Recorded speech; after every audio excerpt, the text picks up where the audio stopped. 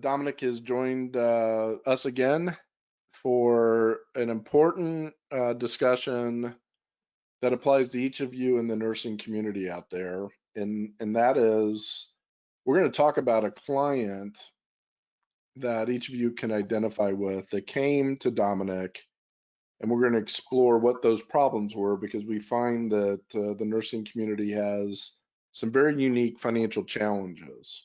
So Dominick, welcome back. Thanks, Jeff. I appreciate it. Thanks for inviting me back. So what we find in the financial profession, the financial advisory world, is those that are advocates for a certain group, and yours happens to be the nursing community. Correct. There's always clients that have come to you in some capacity with certain needs that are unique to this particular profession. And so you and I have talked about this individual before. We're not going to share any confidential information, obviously, but let's talk about her situation. And I think that'll help others maybe identify that they're not alone out there, right? Yeah, they're definitely not alone. So yes, you're right. Nurses are my target market. I'd say at the last count, clearly right around 75% of all my clients happen to be nurses, both in the federal sector and the private sector as well. And, I'm just going to say that I've never met a nurse who wasn't busy, who didn't have a busy life.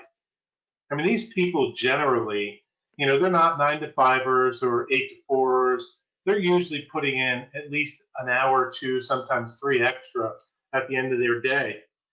And I think really, and in addition to that, most of the ones that I do business with have busy lives. They have a spouse, they have a family.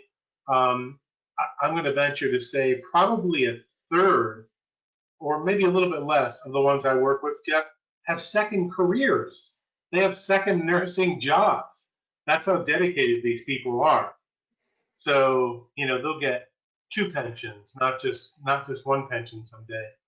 But getting back to this one individual who I really like a lot, and she happens to be one of my favorite people to work with.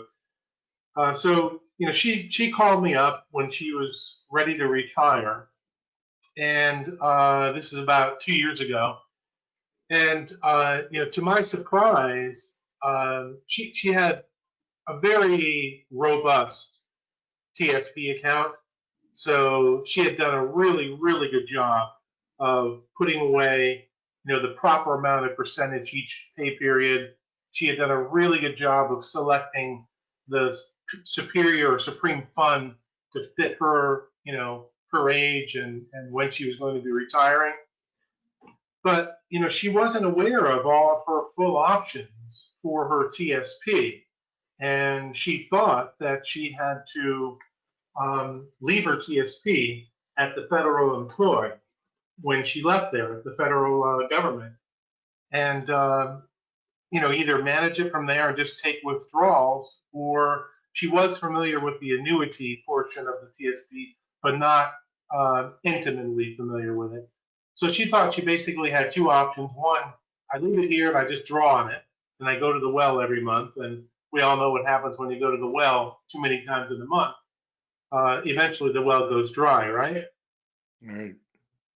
So their other option she had was her annuity with the TSP, but she didn't think that was a good option either, because in the annuity portion, God forbid if something happened to her tragically or she passed away, basically the amount that's left over in her TSP, or in her annuity in this instance, would go to the company that manages the annuity for the TSP. So that wasn't a good option as well. So she's kind of frantic in the 11th hour. And what surprised me was that she waited this long. And I had to be honest with her. I said, "Gee, why did you wait so long? Why didn't you call me 6 months ago or a year ago or whatever?" And her answer was, I've just been really, really, really busy. And she was just preoccupied and didn't put it last on her list when it really should have been, after her family and her health, it should have been like third or fourth on her list. Could you, for the audience, some listeners are not federal nurses, the TSP, in the federal space, that's a 401k, 403b, correct? For Correct. those state, local, or nonprofit employees? Yeah, exactly. That's the federal government's version of the private sector 401k or 403b. They call it the TSP, the thrift savings plan. Got it. Okay. So she had this last minute decision that she reached out. How did she find you, by the way? I'm curious. She found me through a referral from another nurse. Okay. Yeah, which is the way that most people find me. And it's no secret to all the nurses out there, because you guys are a pretty tight knit network, and lots of them are in the same associations or part of the same union, or they socialize outside of work. So yeah, I'm able to get a good deal in my business just through referral by people talking.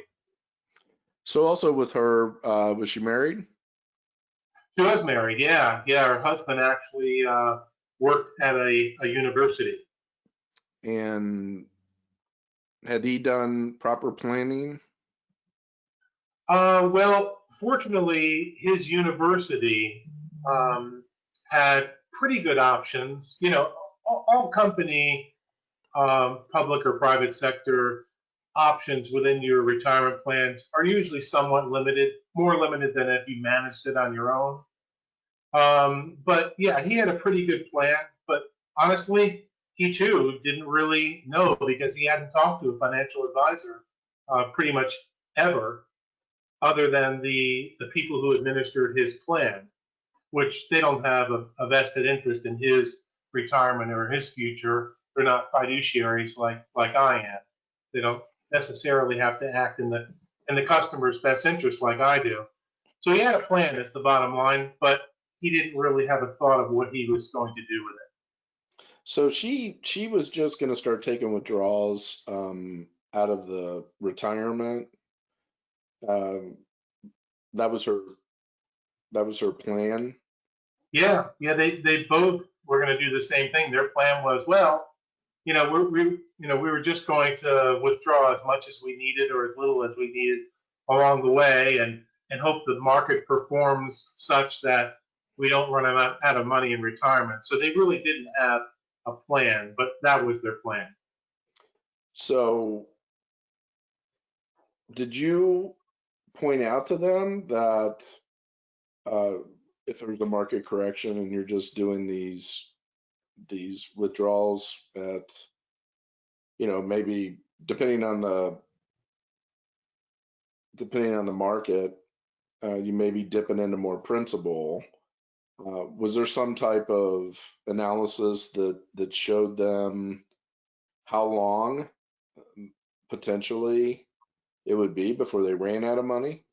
Yeah, we did an analysis for them. We did a risk analysis for them at the time, Okay. which for those people who are on that are listening to this that aren't familiar, it's basically it's a program that we have access to that we run on our computer that allows us to basically take your portfolio and through a series of questions, questions and answers, we're able to determine what level of risk that you're accustomed to. Is it medium? Is it moderate? Is it low risk? And we can take that information and create a report for a person that says, based on what you told us about what the level of risk you're comfortable with, if there's a correction in the market, then here's what would happen to your portfolio. And when they saw that, boy, they got really long faces, Jeff. Right. And I just pointed out to them that, listen, TSB, 401k, 403b, it doesn't matter. It's all an investment. So investments go up, investments go down. If you're not prepared for a drop in the market, this is what could happen to your portfolio, and you could actually run out of money. Is that what you want to do? I think this important question that the audience is probably thinking, and you don't have to give the exact number because I want to keep our confidentiality private, but what was the ballpark figure of what was in a retirement account? Just under a million for both of them. Okay, so this is the point, is that just under a million for both of them, and yet they still ran a risk prior to working with you of running out of money prior to their death in Yeah, retirement. yes, absolutely. And it's largely not only because of that, but actuarially, they're pretty young people. They're in their like mid 60s. I consider that young. Yes, no, I agree. So, wow. So, They're going to be in retirement for 30 years possibly. and I And think that's very important. And we're not going to get the solution today. We're teeing up what the problems are that a lot of you are either in the middle of experiencing or thinking about, or those of you at earlier stages in your career going, well, how much do I have to save? If those figures aren't enough, but there are ways in planning, and there are solutions out there um, that can help take that worry of running out of money away. And we're going to get into that more.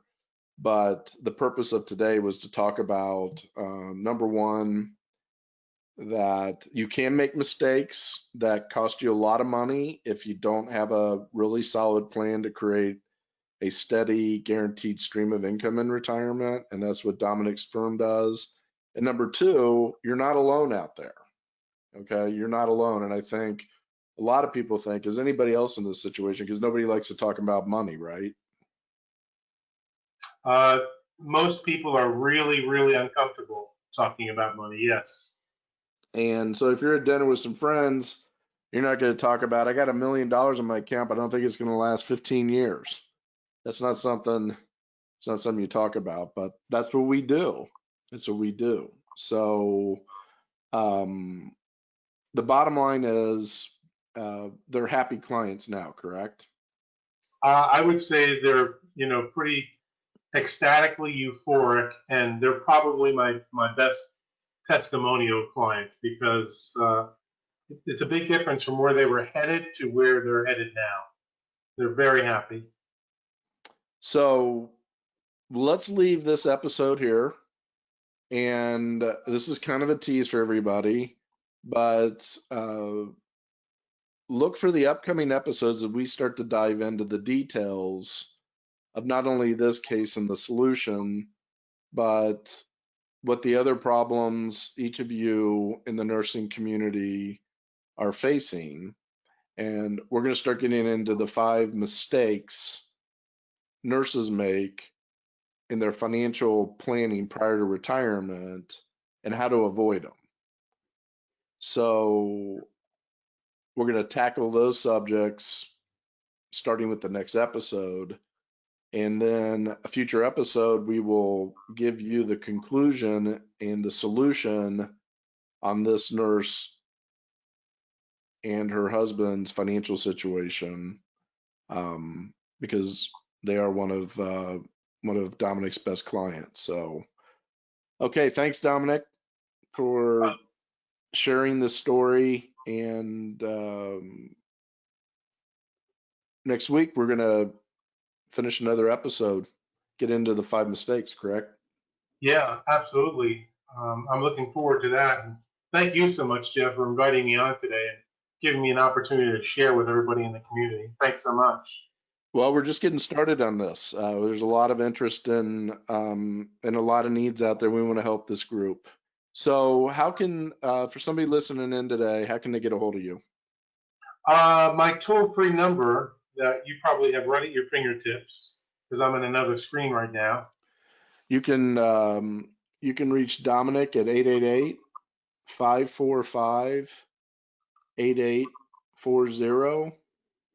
And what's your website? Website is Caiati, which is spelled Caiati, so CaiatiFinancial.com. So if you have questions, if you are a nurse in the public sector and you have a pension, you can also go to publicpensionchecklist.com and request a meeting. And we'll connect you to Dominick, or you can put questions on that website also. So, all right, this concludes our case study session today. Look for the next episode as we talk about the 5 mistakes nurses make in financial planning and how to avoid them. So we look forward to having each of you join us on the next session. And please pass the podcast channel and subscription out to others in the community that you think would benefit by receiving this financial information. So thanks again, and we'll see you soon.